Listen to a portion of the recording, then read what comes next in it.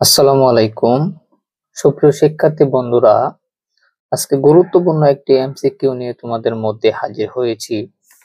দেখুন, এখানে আমাকে একটা দেওয়া আছে, বহুপদী দেওয়া আছে। f of x equal to হচ্ছে 4x cube minus 6x square plus 2x minus 9 equal to 0।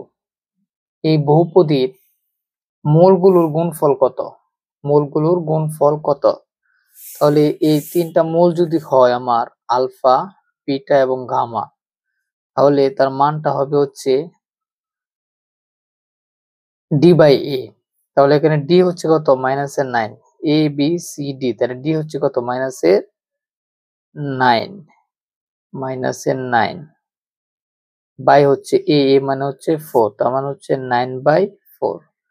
তাহলে 9/4 হচ্ছে এই উক্ত সমীকরণ দ্বয়ের মূলগুলোর গুণফল। তাহলে মূলগুলোর গুণফল হচ্ছে আলফা বিটা গামা সমান সমান হচ্ছে 9/4, অর্থাৎ এই হচ্ছে আমাদের অ্যান্সার। আশা করি সবাই বুঝতে পেরেছো। আসসালামু আলাইকুম।